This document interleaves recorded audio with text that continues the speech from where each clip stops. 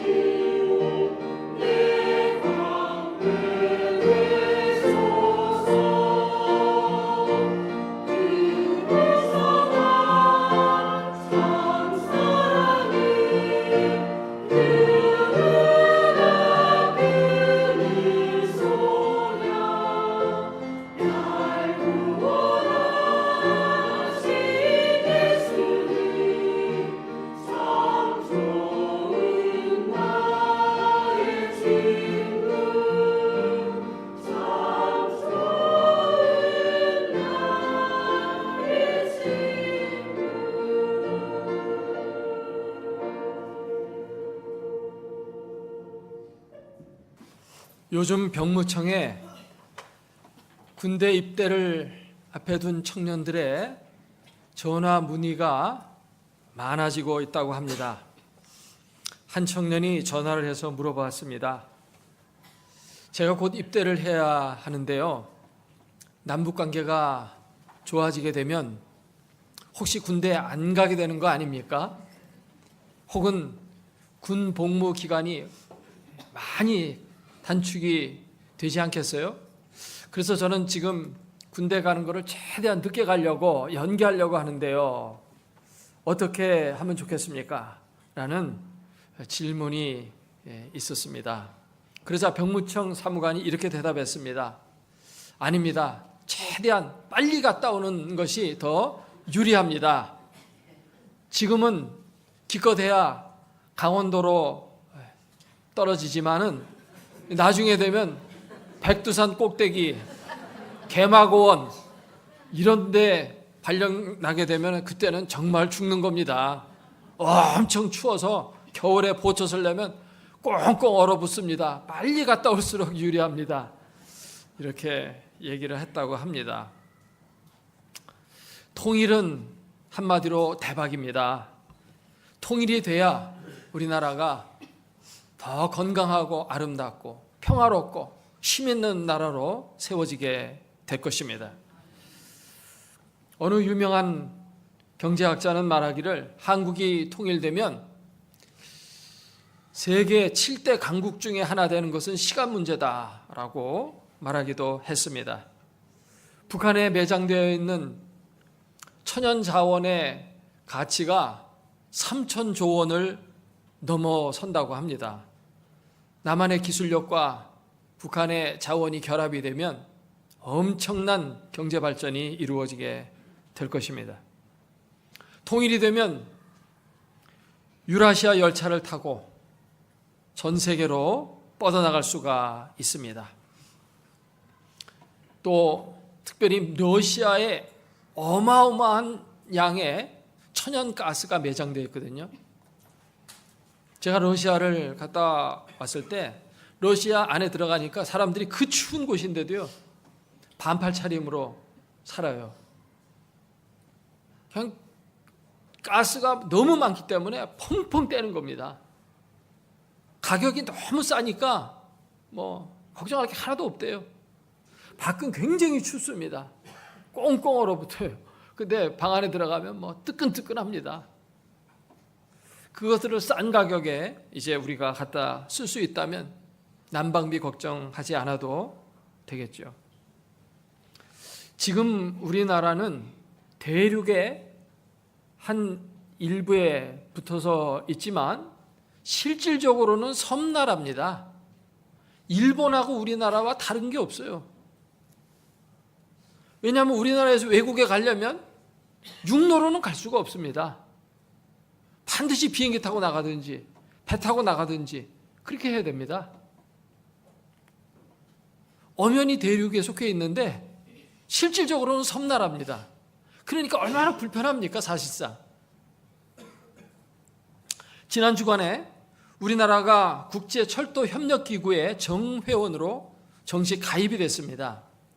그동안은 우리가 가입하려고 신청을 할 때마다 북한이 반대표 던지면 거기에 가입이 안 되는 것입니다. 계속 무산되다가 지난주에 북한이 그거를 찬성표를 던져줬어요. 그래가지고 정식 우리가 회원으로 가입이 됐습니다. 그래서 유리한 조건에 유라시아 철도를 마음껏 이용할 수 있는 그런 회원국이 됐어요. 이제 북한과 우리와의 관계가 조금만 더 좋아져서 이제 철도가 지나갈 수 있도록만 해주면 광활한 그 아시아 대륙을 향해서 기차를 타고 마음껏 여행도 하고 수출도 하고 저렴한 운송 비용으로 경제적으로 많은 이익을 얻게 될 것입니다. 그러나 통일이 되면 무엇보다 좋은 것은 북한에 복음을 전할 수 있는 길이 이 모양 저 모양으로 열리게 된다는 것입니다. 북한에 복음을 전하지 않고 세계 열방 복음 우리가 많이 그동안 전해왔지만 민족 복음화라는 것은 결국 반쪽 복음화에 불과할 수밖에는 없습니다. 북녘 땅에 복음을 전하는 일은 한국 교회의 오랜 수건이었고 기도의 제목이었습니다. 이번 주에 열리는 북미 정상회담, 이것이 잘 성사가 되고 좋은 결과가 나오기를 우리 모두가 기도해야 하겠습니다. 최근 북한의 개방의 움직임은 한국교회 성도들이 그동안 기도해온 기도의 응답이라고 저는 믿고 있습니다. 이번 회담을 통해서 통일의 전 단계인 종전 협약이 이루어지고 남북 간의 평화적인 상호 교류가 이루어질 수 있기를 기대합니다. 그동안 한국은 해방 이후에 남북이 분단이 되어가지고 마치 허리가 끊어진 디스크 환자처럼 고통 가운데 살아왔습니다. 그래도 하나님의 은혜 가운데 이만큼 살게 된 것은 너무도 감사한 일이 아닐 수 없습니다.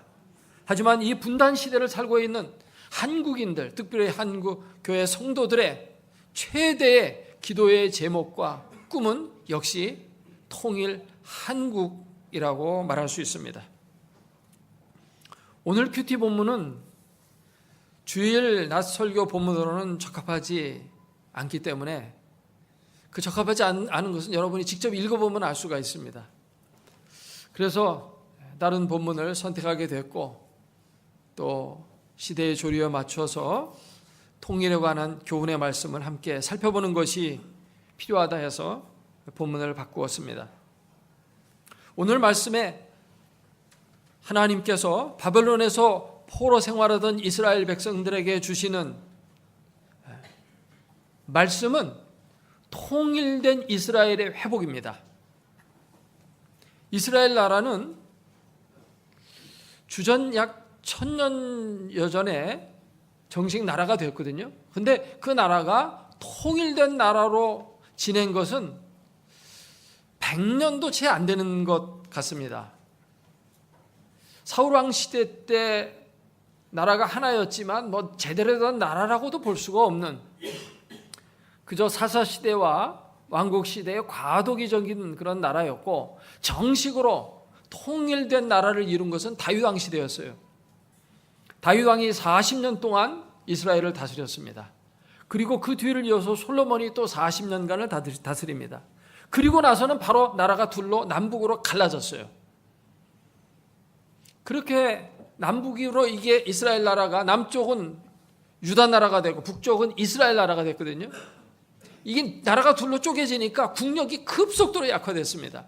그래서 주변 여러 나라들에게 굉장히 많이 시달렸어요. 그렇게 살다가 북쪽 이스라엘 왕국은 한 200년 정도 지속되다가는 결국 아수르 나라에 망하고 말았습니다. 그리고 남쪽 유다 나라는 그 이후에 한 130여 년간 더 지속되었으나 결국 바벨론에 의해서 멸망되고 말았습니다. 이스라엘 나라는 이렇게 역사 속에서 잠시 존재했다가 사라져버리는 그런 비극적인 결말을 맞이하게 되었죠. 백성들은 바벨론으로 포로로 잡혀갔습니다. 그 백성들, 그리고 흩어진 유대인들은 나라의 독립을 위해서 정말 기도를 많이 했습니다. 너무나도 많은 서름과 압박을 당하면서 살아야 했기 때문에 그들은 조국이 독립되기를 간절히 꿈꿨죠. 바벨론의 그발강가에서 제사장으로 있었던 이 에스겔은 하나님 앞에 역시 기도를 하던 가운데 하나님께서 회복의 응답을 주셨습니다. 그것이 바로 이 에스겔 37장의 말씀입니다. 하나님은 환상 가운데 에스겔을 마른 뼈의 골짜기로 데리고 가십니다. 거기에 전부 시체 해골들이 늘비어 있습니다. 그런데 하나님은 묻습니다. 이 뼈가 능히 살겠느냐? 인간적으로 생각해 보면 살 수 없죠. 그러나 하나님이 함께 하시면 그 죽은 뼈들이 살아날 수 있다고 하는 사실입니다. 하나님의 말씀이 들어가니까 그 뼈들이 자기 제자리로 돌아가서 다 뼈끼리 맞춰지는 겁니다.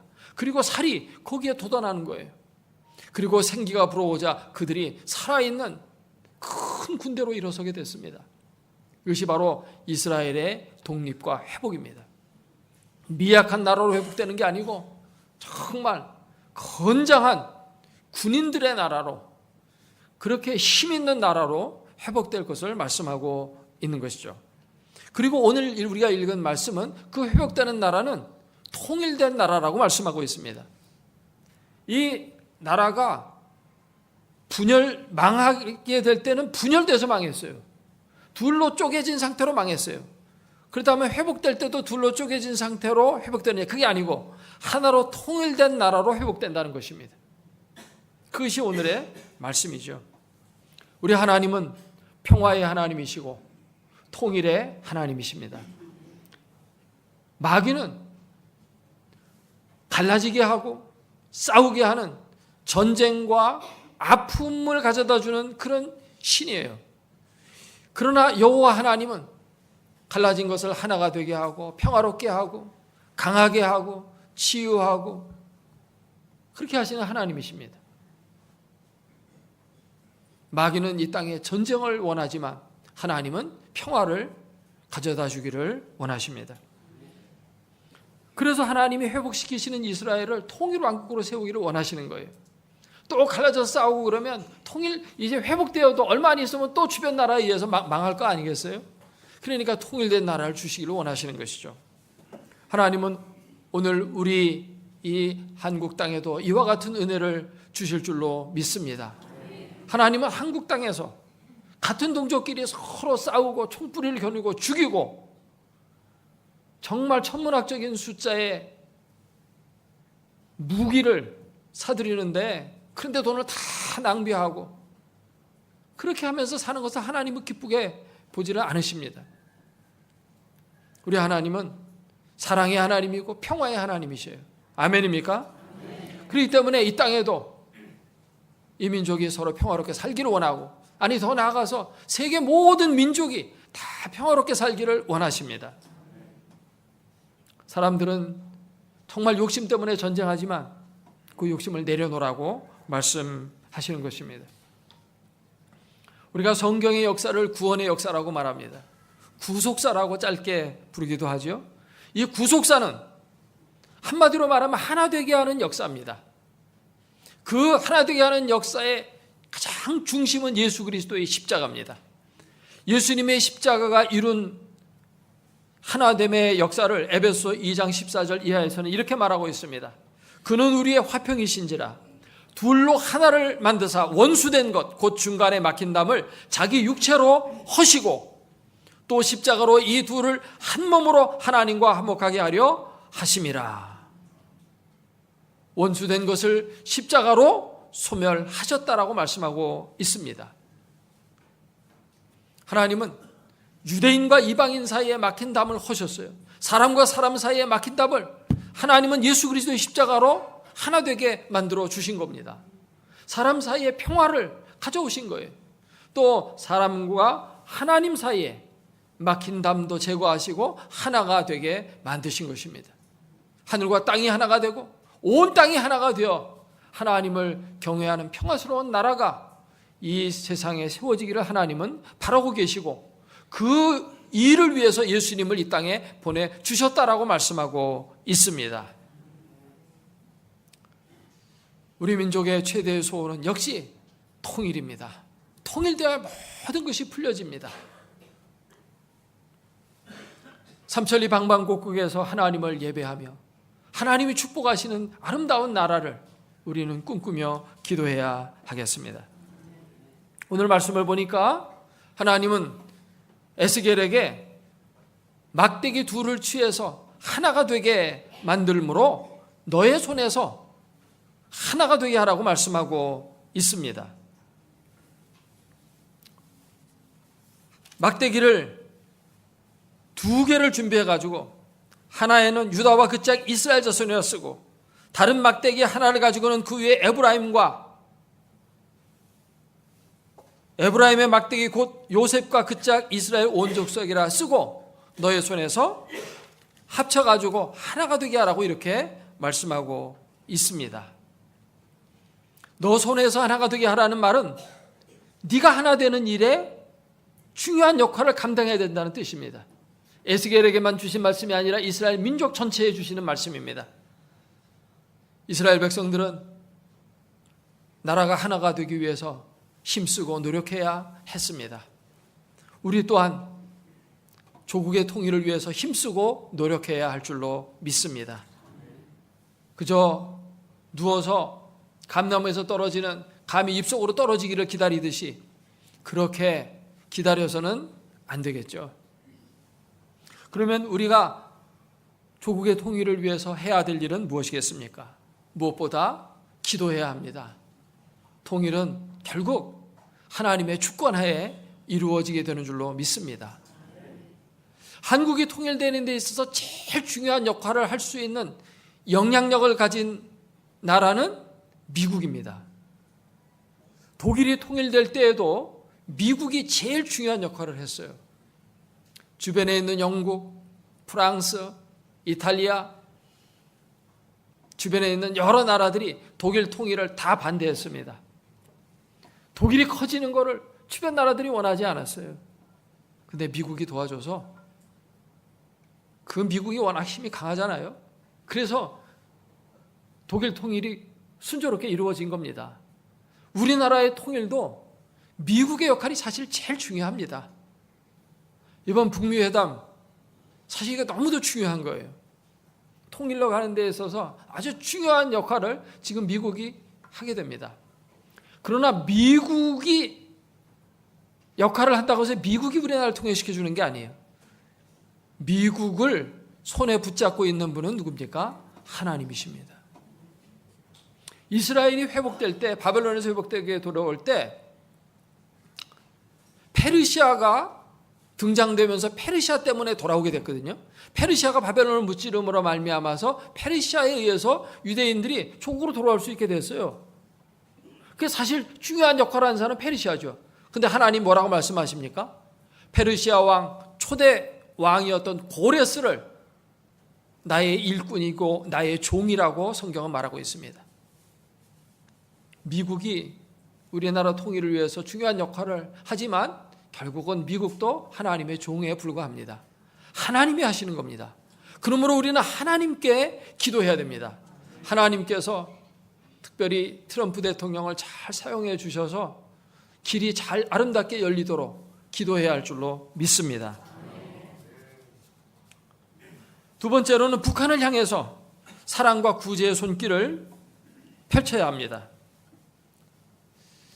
독일이 통일될 때 서독 교회가 통일을 위해서 정말 많은 노력을 기울였어요. 그들은 기도를 많이 했을 뿐만 아니라 음으로 양으로 동독의 어려운 사람들을 많이 도와줬습니다. 그 구제의 손길이 말로 다 할 수 없었어요. 왜냐하면 서독은 잘 살았고 동독은 못 살았거든요. 그래서 잘 살고 있는 서독 교회가 특별히 구제를 많이 보내줬어요. 그래서 그것이 사실은 독일이 통일되는데 아주 중요한 역할을 했다고 학자들은 보고 있습니다. 통일 전 서독교회가 동독을 향해서 세 가지 원칙을 가지고 도와주었는데, 첫째로는 수요자 중심으로 지원하기로 결정을 했습니다. 어려운 사람, 인도주의적인 차원에서 정치와는 상관없이 도와준 겁니다. 두 번째로는 오른손이 하는 것을 왼손이 모르게 도와주자고 했습니다. 그래도 사실은 다 알게 됩니다. 없던 빵이 어디서 옵니까? 서독에서 오는 거죠. 뭐 다른 나라에서도 도와줄 수 있지만 그래도 동족이 제일 많이 돕지 않겠어요?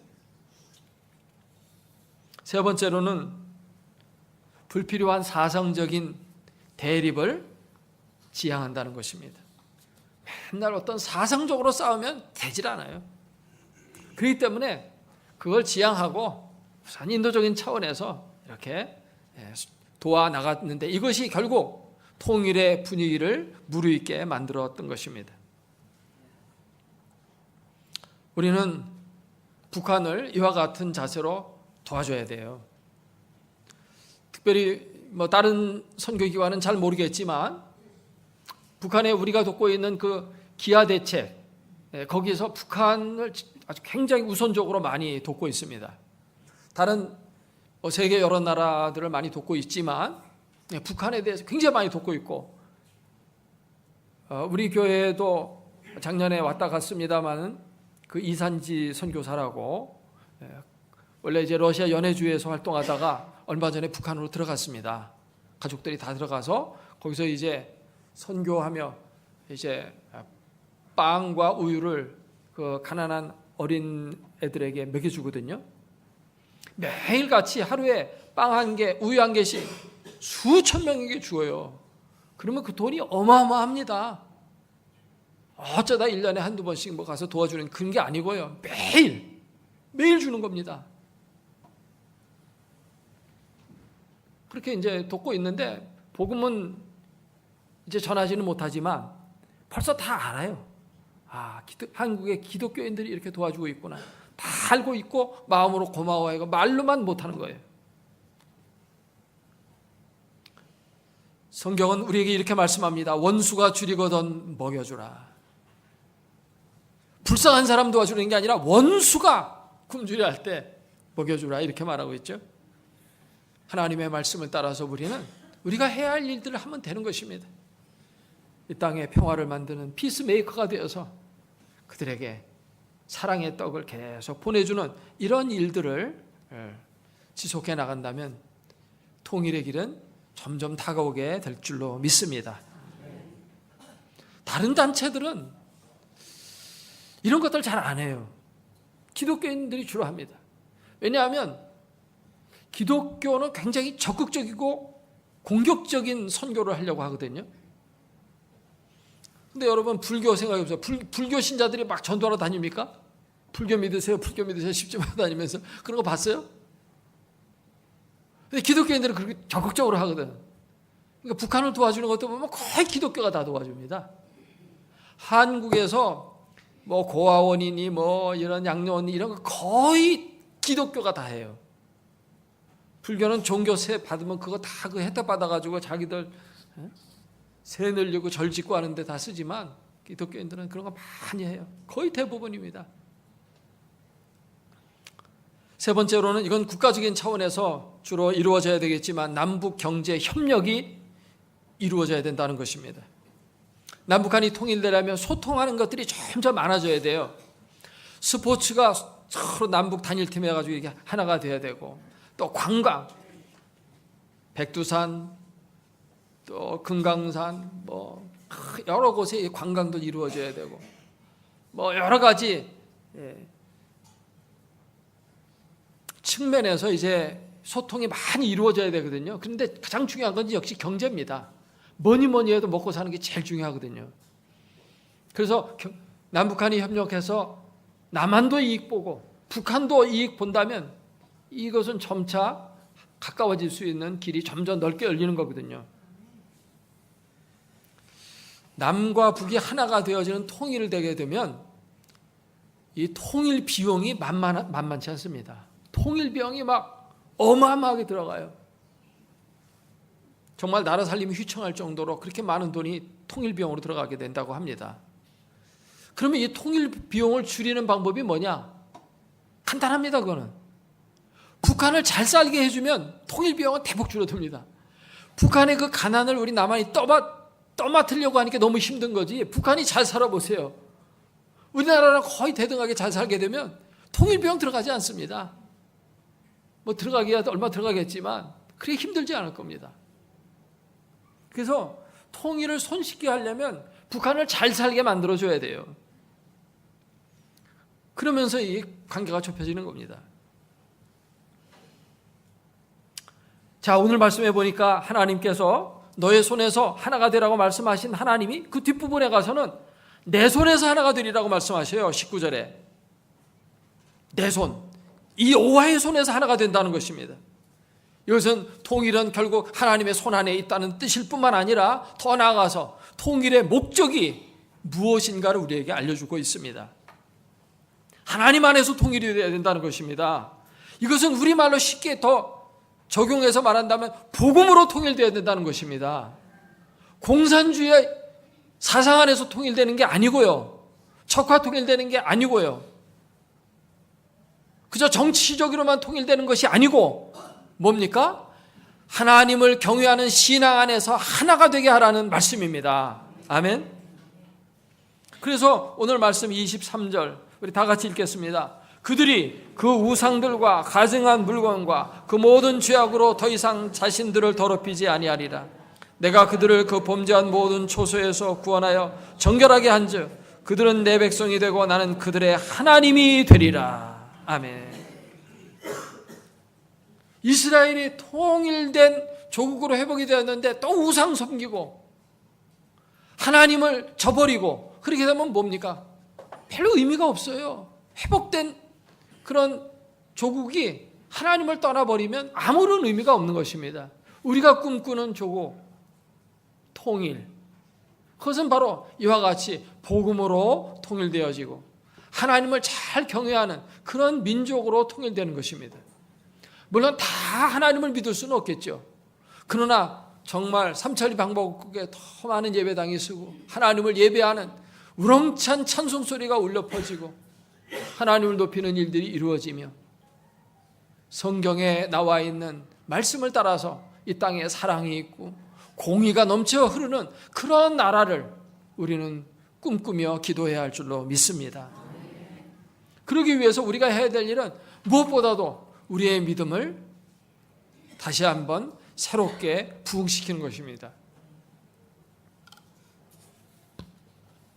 노벨 경제학상을 받은 세계적인 경제학자 아마르티아 센 교수는 이렇게 말했습니다. 역사를 보게 되면은 한 국가가 부흥할 때에는 반드시 기독교의 영적 부흥이 선행되었다. 그러므로 우리나라도 역시 마찬가지예요. 이 땅에 정치적인 바람이 불어서 통일되기 이전에 무슨 바람부터 불어야 되냐면 영적인 바람이 불어야 됩니다. 교회가 침체되어 있고 기도도 안 하고 이런 상태에서 통일되면 이게 하나님이 기뻐하시는 그런 통일한국은 안 될 것입니다. 하나님이 기뻐하시는 통일한국이 되려면 우리의 믿음을 다시 한번 추스르고 더 기도해야 됩니다. 우리의 믿음을 부흥시켜야 됩니다. 한국교회가 왕성해져야 돼요. 사실 이 땅에 목사들의 숫자가 지금 엄청 많습니다. 지금 신학교에서 목사가 되어서 나오는 이 숫자는 계속해서 지금 늘어나고 있는데 교회는 늘지 않고 있거든요. 그러면 수많은 목사 실업자가 지금 양산되고 있는 상태입니다. 이것을 해결할 수 있는 길은 뭐냐? 통일되는 길밖에 없어요. 저는 통일시켜 주시려고 우리 신학생들이 이렇게 많이 하나님이 세우시는다 이렇게 보고 있거든요. 그들이 다 이제 신학 공부를 마쳤으니까 북한에 들어가서 문만 열리면 가서 복음 전하고 얼마나 많은 목회자가 필요하겠습니까? 통일이 되면. 그거 하나님이 준비시킨다 이렇게 생각을 하고 있어요.